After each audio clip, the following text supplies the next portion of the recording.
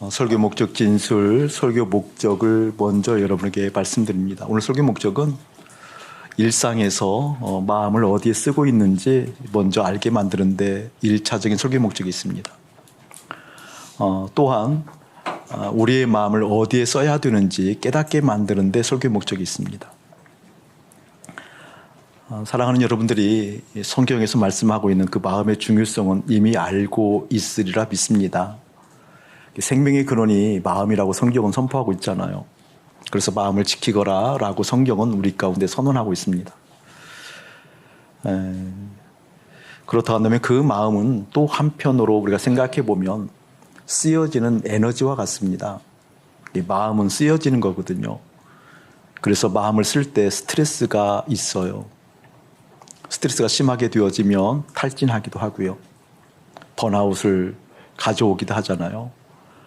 그렇기 때문에 마음을 어디에 써야 되는지는 굉장히 중요한 일입니다. 그렇기 때문에 오늘 말씀을 통해서 그동안 내 마음을 이렇게 써왔구나라고 돌이켜 써왔던 마음들을 제대로 바라볼 수 있도록 한다면 그것은 큰 은혜요 지혜입니다. 더불어서 앞으로 마음을 이렇게 써야 되겠구나, 이곳에 써야 되겠구나, 이렇게 쓸 때 우리의 마음이 생명의 근원이 되어져서 하늘의 영광에 깃들 수 있겠구나라는 것을 아울러 새기게 만드는 데 설교의 목적이 있습니다. 그런 은혜가 주님의 이름으로 가득했으면 참 좋겠습니다. 오늘 말씀을 통해서 그렇게 일상에서 마음을 어디에 써야 되는지라는 것을 표면적으로는 드러나 있지 않지만 그 이면으로 좀 깊이 들어가서 그 일상에 마음 쓰는 것이 이것이구나라는 것을 오늘 말씀을 통해서 보려고 그래요. 오늘 말씀에 보게 되면 여러 가지 상황들이 나오는데 그 상황 속에서 마음의 쓰여짐들이 그 요소가 하나하나 등장하고 있거든요.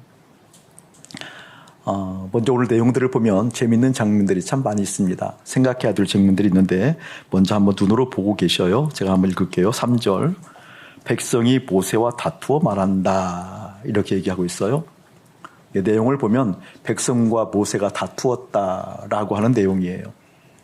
그런데 그런 내용들을 13절에 가면 이렇게 변형되고 있습니다. 이스라엘 자손이 여호와와 다투었으므로. 2절에서는 백성과 모세가 다투는 것으로 등장하는데 13절에 보니까 백성과 모세가 다툰 것으로 말하지 않고 우리 여호와와 하나님과 백성이 다투었다라고 얘기한다라는 거예요. 그런데 그 다툰 내용들을 보면 그 다툼의 이유가 표면적으로는 부족함 때문에 생겼다라고 성경은 진술하고 있습니다. 무엇이 부족했어요? 물이 부족했다라는 거잖아요.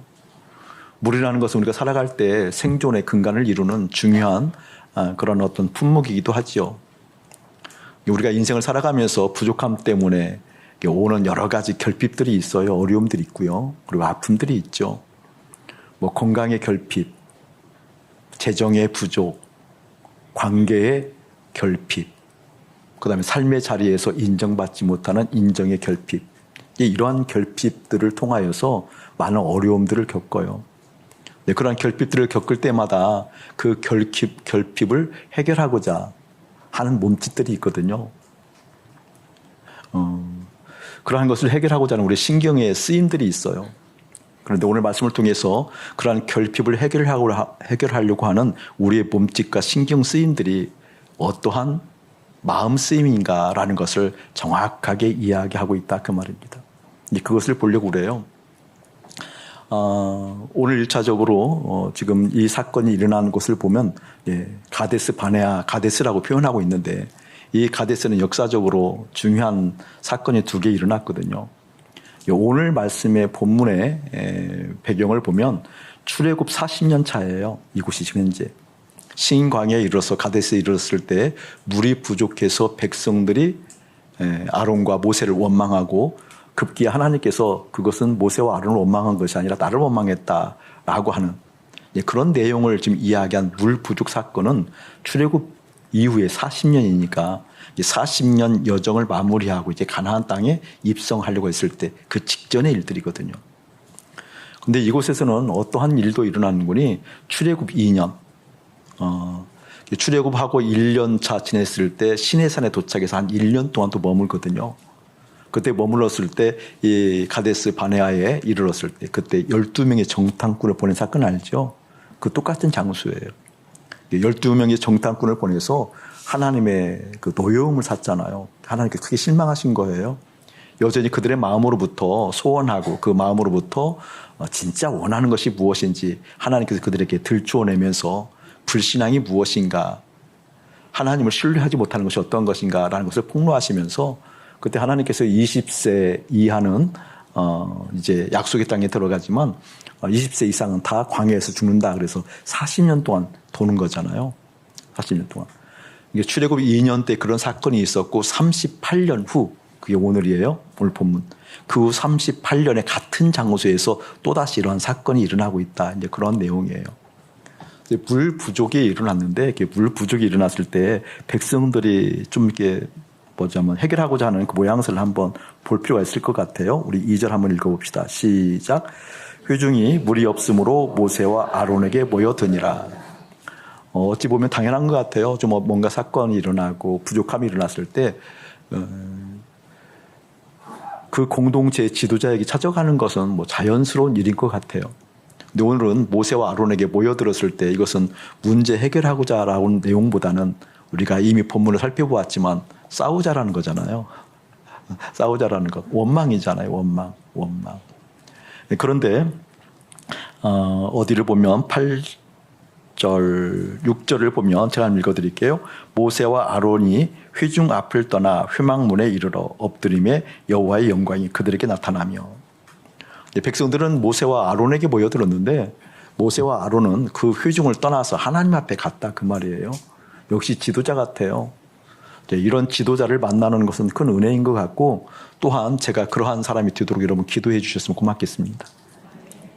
여러분이 찾아오는데 모여드는데 시비 걸러 모여들었던 어쨌든 목사의 마음가짐은 그것을 떠나서 하나님께 가고자 하는 마음들이 더 충만해야 돼요.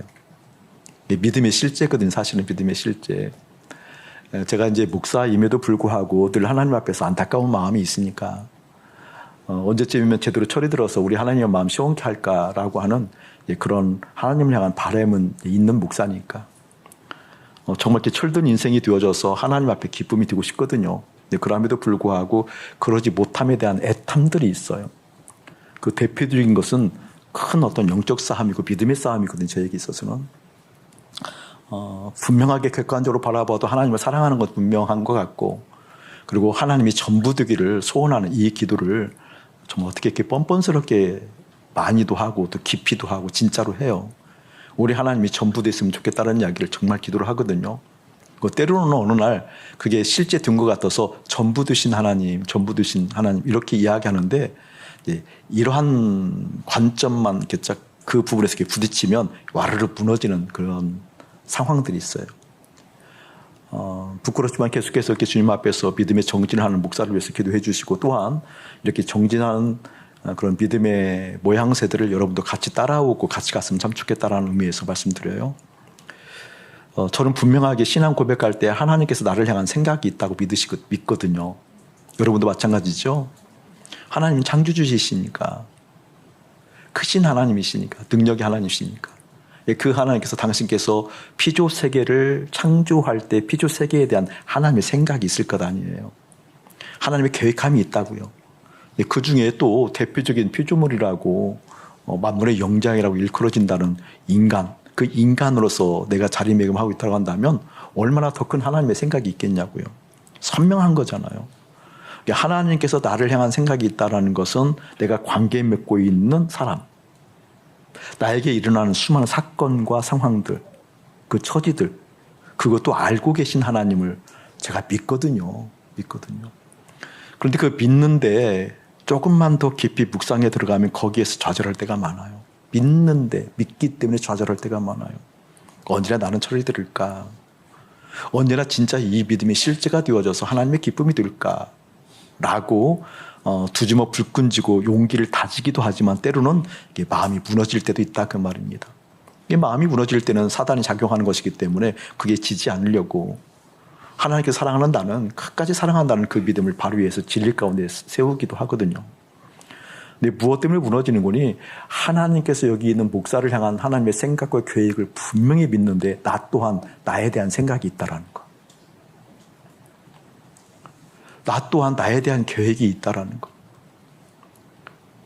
그러니까 그것을 딱 봤을 때에는 내 신앙이 뭐지? 라고 하는 도대체 내가 믿고 있는 신앙의 그 실제는 무엇이지? 분명히 나는 하나님을 사랑하는데 분명히 나는 하나님을 바라보는데 그렇다고 한다면 그 하나님께서 나를 향한 계획이 있고 생각이 있고 뜻이 있어서 나를 창조했는데 그러면 나는 내가 믿음이 제대로 작동한다고 한다면 나에 대한 생각을 가지고 계신 그 하나님을 쫓아가면 되는 거잖아요. 나에 대한 생각을 가지고 계신 그 하나님을 믿고 따라가면 되는 거잖아요. 근데 따라간다, 쫓아간다라고 고백함에도 불구하고 나는 나에 대한 생각이 있더라는 거예요. 이 싸움이 만만치 않더라는 거예요.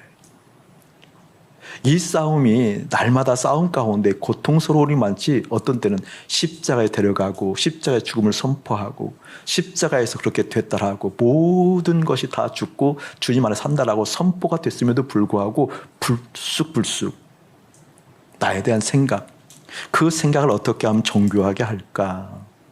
어떻게 하면 이 생각에 대해서 착오 없이 정교하게 다듬을까? 라고 오히려 그 방향으로 기도하고 있고 그 방향으로 지혜를 구하고 있더라 그 말이에요.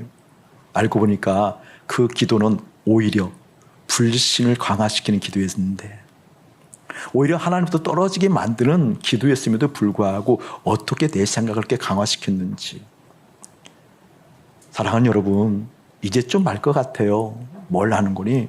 하나님의 생각은 실제라는 거. 지독하게도 내 생각을 주장하고 내 생각이 정교하도록 원하지 않도록 다듬고자 하는 것은 선악과를 따먹은 증상이었다라는 것. 하나님으로부터 떠난 인생이 에덴으로부터 떠나게 되어지니까 그 기쁠 것, 만족할 것, 그 불안의 요소를 해결하느라고 그것을 계속해서 추구하느라고 가지고 있는 죄적 체질의 다름 아니었다라는 것을 깨닫게 된다는 거죠. 그냥 오늘 일부러 그 말을 하고 싶은 거예요. 아론과 모세가 어려움이 닥쳤을 때, 힘들었을 때 그 힘든 상황들을 마음에 먼저 붙이지 않고 떠나 하나님 앞에 다다른 모습은 우리 배웁시다. 그리고 소원합시다.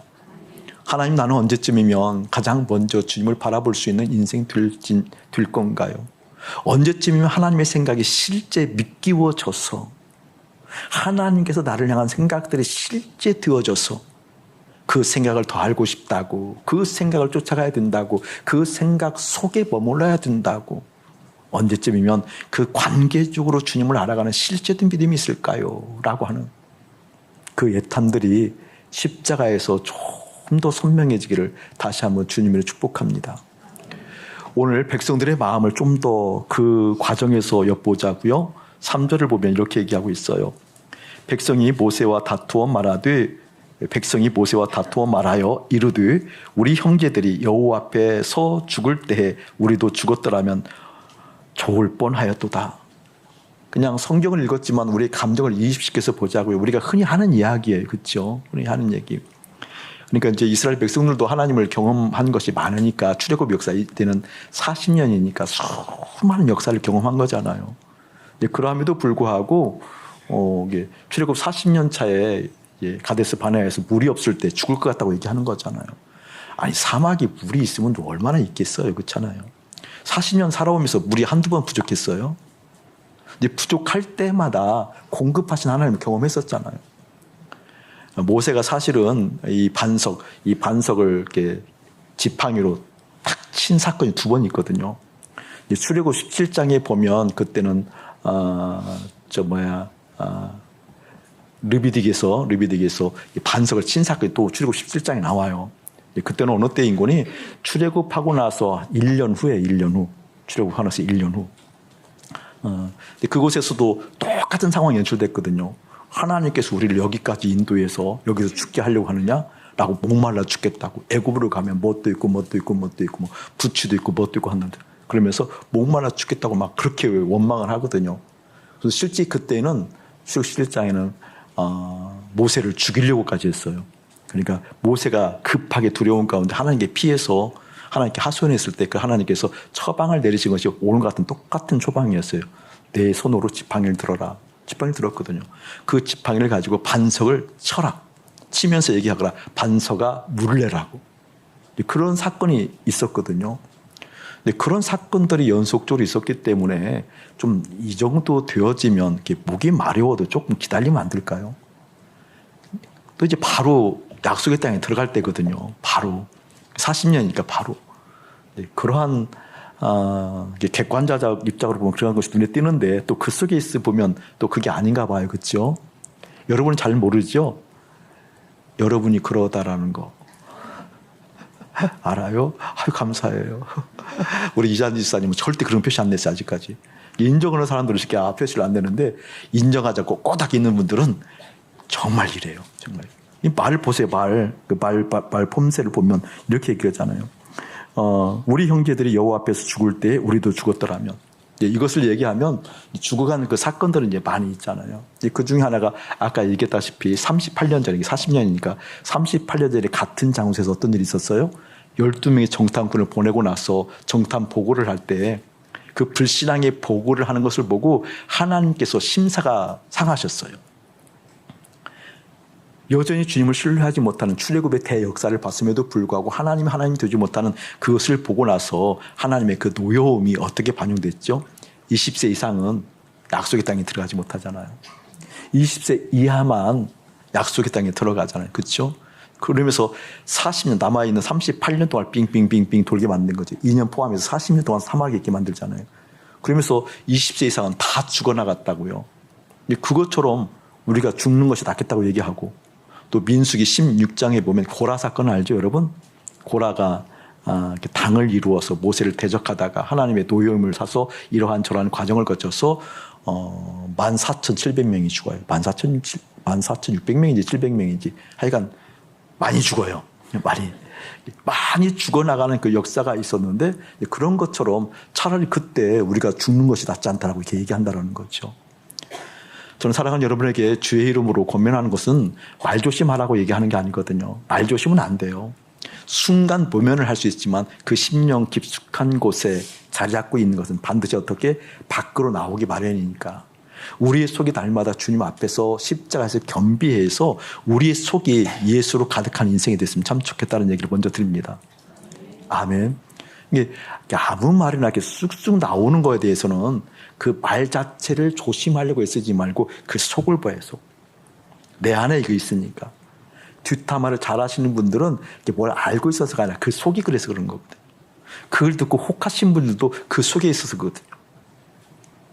가슴 아픈 얘기를 한번 하면 대부분 끼리끼리 놀아요. 아이고 아파라. 정말이에요. 대부분 끼리끼리 놀아요. 듣는 것도 그 속에 그것이 있어서 들리는 거거든요. 그것이 있어 실제 들리는 거거든요. 사랑하는 여러분, 성향의 부분이 아니라 영적인 하나님의 뜻, 다시 말하면 내 안에 하나님이 계시면 내 안에 십자가 예수와 함께 연합된 실제가 있으면 내 안에 계신 예수 그리스도로 말미암아 하늘을 노래할 줄 믿습니다. 어쨌든 그러한 일이 있다가 4절 보니까 이렇게 얘기해요. 백성들이 너희가 어찌하여 여호와의 회중을 이 광야로 인도하여 우리와 우리 짐승이 다 여기서 죽게 하느냐. 너희가 어찌하여 우리를 애굽에서 나오게 하여 이 나쁜 곳으로 인도하였느냐. 이곳에는 파종할 곳이 없고 무화과도 없고 포도도 없고 석류도 없고 마실 물도 없도다. 여러분 이게 정말 기가 막히잖아요. 이런 얘기를 한다는 게 참 기가 막힌 것이잖아요. 그간의 출애굽의 역사를 보면 이스라엘 백성들이 모세와 더불어서 이 출애굽의 전 과정은 모세가 인도한 것이 아니라 모세의 배후에서 역사하시는 하나님의 주권이요 하나님의 인도하심이라는 고백은 수도 없이 했잖아요. 그렇죠, 여러분? 하나님이 인도했습니다. 하나님은 우리를 이끌어 오십니다. 그 하나님께서 앞으로도 구름 기둥과 불 기둥을 통해서 인도해 가셔야 됩니다. 라고 하는 고백 많이 했거든요. 근데 여기는 뭐라고 얘기하고 있어요? 모세가 인도했다고 얘기하거든요. 모세가 인도했다고. 그러니까 그러면서 뭐라고까지 얘기해요? 이 나쁜 곳으로 인도했느냐? 이곳에는 파종할 곳이 없고 쭉 얘기를 하잖아요. 참 이게 저는 이해가 되더라고요. 목사를 보면 이럴 때가 많이 있어, 이럴 때가. 근데 이제 꼭 목사만 그러겠어요, 우리 교회는. 이게 실제로 표현 안 해서 그러지 이런 표현들이 많잖아요, 여러분. 하나님이 살아계시면 어찌 이럴 수가 있습니까? 이렇게 이런 어조를 말하지 않죠. 하나님이 우리와 함께 한다라고 하면 어떻게 이럴 수가 있어요? 이렇게 얘기하지 않잖아요. 하나님이 살아계신다면 어찌 이럴 수가 있어요? 라고. 웃으면서 얘기해 저처럼? 아니요. 눈 한번 떠볼까요? 제 옛날 별명이 마징가 제트였어요. 그런 실제 얘기들을 많이 했거든요. 막 예수 믿는 거 지긋지긋하다고. 왜 이렇게 힘드냐고 막. 툭툭 내뱉는 소리 어떻게 들으면 좀 섬찟섬찟 하더라고요. 이놈의 믿음 생활, 신앙 생활 너무 어렵다고. 징글징글하다고. 아니, 그 좋은 곳을 인도에 가도 나쁜 곳이라고 얘기하는 그냥 우리의 품성을 먼저 볼 수 있는 그런 안목이면 얼마나 좋겠냐 그 얘기예요.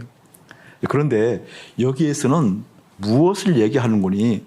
지금 하나님께서 인도했음에도 불구하고 이들의 일상 속에서 마음이 쓰여지는 것이 오늘 설교 말미에 이야기하겠지만 그 무엇인가가 있었기 때문에 마음이 쓰여지는 곳이 마음이 쓰여지는 많은 부분들이 실제 하나님의 역사, 하나님의 마음을 볼 수 없는 실제 그 무엇인가 있었기 때문에 이런 상황들이 연출되었다라고 하는 것을 이야기하려고 그러거든요. 자, 보세요, 여러분. 어떤 그 환경의 변동 지수가 있잖아요. 이 환경의 변동 지수가 크면 불안하다라는 것은 너무나 당연하게 우리가 여기잖아요. 재정이 그 가지고 있는 소유하고 있는 그 소유의 어떤 그런 양의 변동이 그 지수가 높으면 뭐 재정이 많으면 안심하겠지만 재정이 없으면 어려워하는 게 우리의 본성이잖아요, 그렇죠? 근데 그걸 너무나 당연하게 여긴다고요. 예를 들면 그러니까 환경보다 사실 믿음이 크면 환경이 아무리 들락날락한다 할지라도 그 믿음이 환경을 이기겠죠. 맞죠, 여러분? 논리로 충분히 이해가 되죠? 그러니까 지금 이스라엘 백성들이 이렇게 표현했다는 것은 하나님을 신앙하고 하나님을 믿었다 할지라도 그 믿음보다 환경이 훨씬 더 이들에게 영향을 미치는 영향력이 컸다라는 거잖아요. 맞죠, 여러분? 근데 결코 이렇게 따질 수 없다는 걸 좀 얘기하려고 그러거든요. 믿음이 이것보다 크지 못해서 움직였다, 힘들하고 어려워했다라는 것을 얘기하는 것이 아니라 이 믿음이라는 것이 도대체 일상에서 무엇이 있어야 실제 믿음인가 그걸 얘기하고 싶은 거예요. 믿음이 컸다라고 한다면 이 환경을 충분히 누를 수 있을 거야 라고 생각하는데 아니요. 일상에서 무엇인가 마음 쓰여짐이 그 무엇인가가 확인되지 않으면 여러분 스스로가 믿음을 착각해서 믿음이 있음에도 불구하고 믿고 있음에도 불구하고 믿음의 과정 가운데 있음에도 불구하고 왜 이렇게 안 되지? 라고 하는 것이 이스라엘 백성처럼 그냥 쏟아져 나온다는 것을 이야기하려고 하는 거거든요. 얘기하려고 하거든요. 그래서 조금 더 다른 각도로 한번 얘기를 해볼게요. 예를 들면 이제 이스라엘 백성들이 지금 물이 없어서 힘들어하고 어려워하는 거잖아요. 죽을 것 같다 그 말인 거잖아요. 그동안 하나님을 경험했음에도 불구하고 지금 이것이 좀 어려웠다 그 말이거든요. 이야기는 조금 전에 얘기했던 것처럼 환경의 변화에 따라서 내가 영향을 받기 때문에 환경의 변동에 따라서 변화를 받는 내가 심하게 요동했다 그 얘기잖아요. 그 얘기는 지금 사람들에게 있어서 주된 관심사가 무엇인 거니? 환경의 문제다. 그렇게 얘기해도 이렇게 틀린 얘기 아니겠죠? 믿음의 사람들에게 있어서 주된 관심사가 환경이라는 요소, 환경의 요소. 이 환경이 변화가 없고 환경이 좀 안정감이 있었으면 좋겠습니다라고 하는 것이 주된 관심사라는 거예요. 그것을 다른 용어적으로 얘기하면 편안과 평안이라고 얘기할 수 있거든요. 편안, 많이 들어봤죠? 편안은 어떤 뜻이에요? 사전적 의미로 보면 환경에 무탈하는 것이 뭐예요? 편안했으면 좋겠다라는 의미거든요.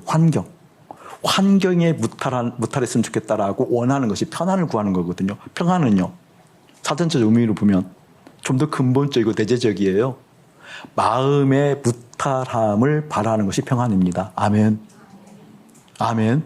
자, 그렇다고 한다면 지금 이스라엘 백성들에게 있어서 이렇게 요동하는 까닭은 평안을 구했기 때문에 그랬겠어요? 편안을 구했기 때문에 그랬겠어요? 이해되세요, 여러분? 편안을 구했기 때문에 그렇다라는 거예요. 근데 편안을 구했다. 환경의 요소가 무탈하기를 바라는 마음인데 평안이 있다고 한다면 환경이 무탈하지 않고 탈이 났다 할지라도 평안한 사람들은 환경에 관계없이 평안을 누리는 것을 믿으십니까? 예수님이 그러셨잖아요. 폭풍우가 일어났을 때 뱃머리에서 자잖아요. 막 메가톤급 광풍이 일어났는데 환경적으로는 죽을 것 같은 상황인데 제자들은 벌벌 떨면서 이 죽을 것 같은 상황 가운데 공포 가운데 막 예수님을 흔들어 깨우잖아요. 우리가 기도하는 것처럼 금식하고 철회하는 것처럼 주여 살려주시옵소서. 주여 내 가정을 살려주시옵소서. 주여 내 공동체를 살려주시옵소서. 그때 예수님께서 뭐라고 그래요? 이 믿음의 적은 자들아 언제나 너희들의 믿음이 클 거냐고 막 다물하시잖아요. 그러니까 제자들에게도 같이 예수님과 함께 있었음에도 불구하고 그때 그 제자들의 마음은 평안의 방점이 찍힌 사람들이 아니라 편안의 방점이 찍힌 사람들이잖아요. 우리 정직하게 보자고요. 우리가 기도하고 구하고 하나님 앞에서 관계 속에서 끝없이 주님으로부터 무엇인가 내게 왔으면 좋겠다, 채워졌으면 좋겠다라는 것들이 뭐예요? 환경의 부분들이잖아요. 환경의 결핍함들이 채워졌으면 좋겠다. 다 그 부분들이잖아요. 재정의 부분들, 건강의 부분들, 관계의 부분들, 성공의 부분들, 이웃과의 어떤 화목의 사랑의 부분들, 다 환경의 부분들이잖아요. 그것이 결핍이 일어나면 죽을 것 같다고 얘기를 하잖아요. 그렇죠, 여러분? 그러니까 우리가 볼 때 지금 이게 제 정신으로 볼 때 40년 출애굽을 하고 이제 곧 가나안 땅에 입성해야 될 이들의 이런 모습을 보면 한심하다라고 생각할지 모르겠지만 실제 우리의 모습이었다 그 말이에요. 우리 일상에서 무엇을 구하고 있었느냐 그 말이에요. 자, 그걸 생각하고 계시고 그 다음 봅시다. 자, 그러한 일이 있었을 때 모세가 6절 모세와 아론이 회중 앞을 떠나 회막문에 이르러 엎드리매 여호와의 영광이 그들에게 나타나며 아멘. 가장 먼저 하나님을 먼저 만나는 인생 가운데 하나님의 영광은 드러나기 마련이에요. 그때 7절 여호와께서 모세에게 말씀하여 이르시되 처방을 드리는 거예요. 자, 지팡이를 가지고 1번 줄 그어놓고 지팡이를 가지고 줄 그어놓으세요. 지팡이를 가지고 하나님의 처방이에요. 명령이에요. 지팡이를 가지고 내 형 아론과 함께 회중을 모으고 그들의 목전에서 너희는 반석의 명령이야. 너희는 반석의 명령이야. 2번 지팡이를 가져라. 두 번째는 반석에게 명령하라 라고 해서 어떻게 명령하라고요? 물을 내라. 물을 내라 하라. 들어보세요 여러분. 하나님께서 이런 상황 가운데 모세에게 처방을 내리는데 첫 번째는 뭐였다고요? 지팡이를 손에 주라. 그리고 그 지팡이에게 명령하라는 거예요. 어떻게 명령하는 거예요? 반석아 물을 내라 라고 하는 거잖아요. 그 반석에 물을 내게 하여 회중과 그들의 짐승에게 마시게 할지니라. 할렐루야. 아멘. 왜 아멘 했어요? 나 이해가 안 가네. 그게 왜 아멘의 대목이지? 어쨌든 그러면 선 아멘 했다 치고 나중에 아멘을 치고 자 9절 볼게요. 모세가 그 명령대로 여호와 앞에서 지팡이를 잡으니 그 명령대로 즐거워하시고 중위 표시하세요. 그 명령대로 하나님께서 두 가지 명령을 했다고 그랬어요. 지팡이를 손에 주라, 지팡이를 가져라 라는 얘기를 했었고 또 그 지팡이를 가지고 반석을 치면서 뭘 하라고 했어요? 반석에 명령하라고 그랬잖아요. 물을 내라. 근데 그 명령대로 첫 번째 지팡이를 잡았어요. 맞나요? 명령을 그대로 한 거예요. 따른 거예요. 그런데 10절 보면 모세와 아론이 회중을 그 반석 앞에 모으고 모세가 그들에게 이르되 반역한 너희여 들으라. 우리가 너희를 위하여 이 반석에서 물을 내라 하고. 명령대로 한 거예요? 안 한 거예요? 뭐가 첨가가 된 거예요? 감정? 맞아요 여러분? 그러니까 한편으로 보면 이해가 되죠. 이 모세의 감정도. 저를 한번 보실래요 여러분? 이게 40년 동안 안 변해요. 그렇죠? 40년 동안 출애굽의 대역사를 보고 하나님의 큰 공급하심을 빌고 구름 기둥과 불 기도로 인도했고 반석에서 물을 냈던 사건도 있고 메추라기와 만나를 먹였고 의복이 상하지 않고 그 수백만 명의 사람들이 그 과정 가운데에도 하나님을 바라볼 수 있는 영광을 날마다 예배 가운데 경험했음에도 불구하고 변하지 않으니까 그 모세의 마음도 이해가 된다고 해주세요. 아멘. 맞죠? 몇 년 동안 지금? 이제 왜 이렇게 안 변하냐 그 소리 하지 마세요. 우리 개척한 지 16년밖에 안 됐어요. 성경적 근거만 하더라도 앞으로도 24년 남았어요. 이 말을 그렇게 안 변한다고 하는 이야기가 좋은 것 같지만, 그래서 그것 보고 너무나 힘들어서 한두 번이 하지 모세를 원망하는 게, 이 모세의 입장도 이해가 가요. 이해가 가요. 자, 그런데 이 사건을 보고 12절 보면 예수께서 모세와 아론에게 이르시되 너희가 나를 믿지 아니하고 이스라엘 자손의 목전에서 내 거룩함을 나타내지 아니한 고로 너희는 이 회중을 내가 그들에게 준 땅으로 인도하여 드리지 못하리라. 저는 이 부분이 너무나 실감이 나기도 하지만 두려워요. 그리고 실감이 나고 두렵도록 실감이 나기 때문에 이 말씀을 거부하고 싶을 지경이에요. 그럼에도 불구하고 이 뜻이 읽혀지기 때문에 아멘 주님 이루어 주시옵소서 이렇게 기도하거든요. 중요한 대목을 가지고 있어요. 모세가 이해가 돼요. 첫 번째 다른 각도로 얘기한다고 한다면, 우리가 지금 아까 3절 읽었을 때 백성이 모세와 다투었다 그랬는데 13절에 보게 되면 백성이 누구와 다투었다고요? 여호와와 다투었다고. 하나님의 일이거든요, 실제. 그럼에도 불구하고 다툼을 일으킨, 다툼의 당사자가 되어진 백성들을 뭐라고 하지 않고 하나님은 누구를 지금 뭐라고 하고 있어요? 모세와 아론. 백성들을 꾸짖는 장면이 안 나와요. 그러니까 지금 여기는 모세와 아론을 향한 하나님의 메시지가 있고 그 메시지가 오고 오는 우리 세대 가운데 전체 읽혀지라고 하는 말씀이거든요. 그래서 어떻게 지금 얘기하고 있는 거니? 이렇게 그냥 하나님의 명령을 다 어긴 것도 아니고 그대로 명령한 대로 지팡이도 들었고, 어쨌든 이러한 저러한 모함이 있음에도 불구하고 반석을 내리친 것도 맞고, 그래서 물을 낸 것도 맞다고요. 근데 하나님 그것이 믿음이 아니래. 하나님 그것이 믿음이 아니래. 그래서 뭐라고 이야기하고 있는 거니? 거룩함을 나타내지 아니었다고 얘기하면서 나중에 징벌하시잖아요. 어떻게 징벌해요? 너는 약속의 땅에 들어가지 못해.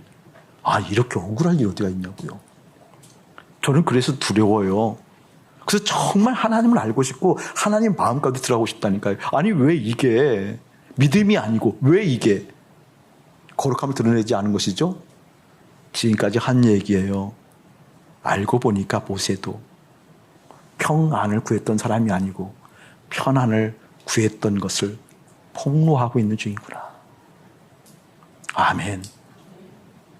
모세의 심령 가운데 깊은 내재되어진 변할 수 없는 그 하나님이 실제 머리끝에서 발끝까지 자리 잡고 있다고 한다면 이 환경에서 그 감정에 이입하는 것처럼 이런 감정이 드러났을까요? 안 드러났을까요? 그렇다면 모세에게 있어서도 환경이 중요한 사람이라는 것, 물론 사람이니까 그렇겠죠. 그럼에도 불구하고 하나님께서는 그것은 믿음이 아니다. 다시 말하면 뭐예요? 일상에서 편안이 아닌 평안을 구하는 게 믿음이란다 라고 말씀하고 있다는 겁니다. 아멘이십니까? 아멘이십니까?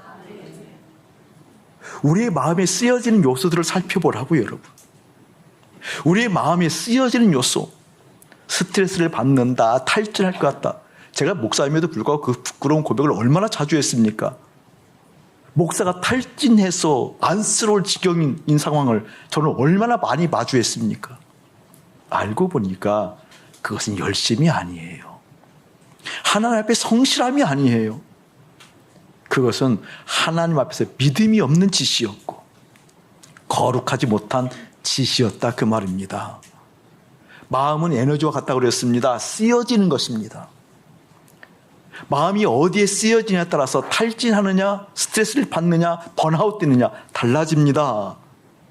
오늘 하나님께서는 편한 환경의 무탈을 위해서 신앙생활을 하는 것, 그것은 믿음이 아니다. 그것을 이야기하고 있다는 겁니다. 일상에서 당연하게 환경의 무탈을 구해야 될 것 같은데 그것은 다른 것이 아니라 예대로부터 쫓겨난 죄적 체질을 가지고 있는 우리의 죄성을 폭로하고 있다 그 말입니다. 양에게 있어서 목자가 사실 있다라는 증명, 그 증거, 양에게 있어 목자가 있다라는 그것을 증거하고 증명이 되려고 하면 이런 요소가 있어야 되거든요. 양에게 있으면 목자가 있어야만 사는 거잖아요. 목자가 있다라는 실제됨은 다른 것이 아니에요.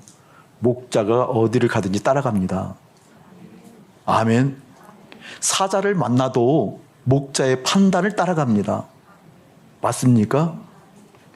이게 양에게 있어서 목자가 있다라는 그 확실한 증거는 다른 것 아니라니까요. 그 목자를 따라가는 거예요. 근데 어떻게 된 영문인지 이 목사라는 직업을 가지고 있음에도 불구하고 예수님과 연합했다라고 얘기함에도 불구하고 어쩜 그렇게 목자의 생각을 신뢰하지 못하는지 몰라요, 목사가. 어쩜 그렇게 목사의 생각이 중요한지 몰라요. 그게 바로 오늘 하나님께서 말씀하시는 거룩하지 않다. 오늘 하나님께서 말씀하시는 믿음이 아니다라고 하는 것을 목사를 더불어서 빗대어서 얘기했으니 여러분 웅변으로 듣기를 축복합니다. 하나님 언제쯤이면 내 존재가 하나님을 신뢰할 수 있는 실제 믿음을 가질 수 있을까요? 언제쯤이면 하나님의 판단이 실제라는 것을, 언제쯤이면 내가 생각하고 판단하는 모든 영역이 선악과를 따먹은 교성이라는 것을 깨달을 수 있을까요? 일상에서 내가 하나님께서 함께 하시는 그 평안을 구할 수 있는 하나님의 사람으로 자리매김했으면 좋겠습니다라고 하는 그 실제 믿음의 영역이 사랑하는 교회에 가득히 차오르기를 예수의 이름으로 축복합니다. 목사가 믿음이 약하니까 하나님께서 말씀하시면 순종한다라는 것이 최고의 덕목인 줄 알았어요. 맞죠? 어떻게 하면 우리 하나님 실망시켜드리지 않고 마음에 들고 순종할까? 너무나 그런 제가 대견을 하기도 했거든요. 조금씩 주님 마음을 알아가면서 깨닫는 게 있어요. 그보다 먼저 하나님을 사랑하면 된다는 거. 아멘. 하나님을 사랑하면 된다는 거. 왜냐하면 사랑이 조금씩 알아지니까 사랑의 관계 속에서 부어주시는 하나님의 계획이 실제 보이더라고요. 그 사랑이 실제 돼가면서 하나님의 뜻이 이것이구나라는 것이 확증이 일어나더라고요. 그게 바로 하늘의 평안이었어요. 그게 바로 하늘의 평안이었어요. 그렇지 않으면 수많은 환경적 요소가 무탈하도록 신앙의 열심을 쌓는 그 편안이 복인 줄 알고 달려갔던, 그래서 마음이 상하고 스트레스가 쌓이고 탈진하는 번아웃되는, 그건 신앙 아니었어요. 여러분 10년 가운데 하나님 사랑이 깊이 익어져서 평안이 자리 잡기를 축복합니다. 몇 구절 읽어드릴게요. 요한복음 14장 27절이에요. 평안을 너희에게 끼치노니 곧 나의 평안을 너희에게 주노라. 내가 너희에게 주는 것은 세상이 주는 것과 같지 아니하니라. 너희는 마음에 근심하지도 말고 두려워하지도 말아라. 평안을 주시는데 다른 평안이 아니라 예수님 안에 있는 평안을 주신대요.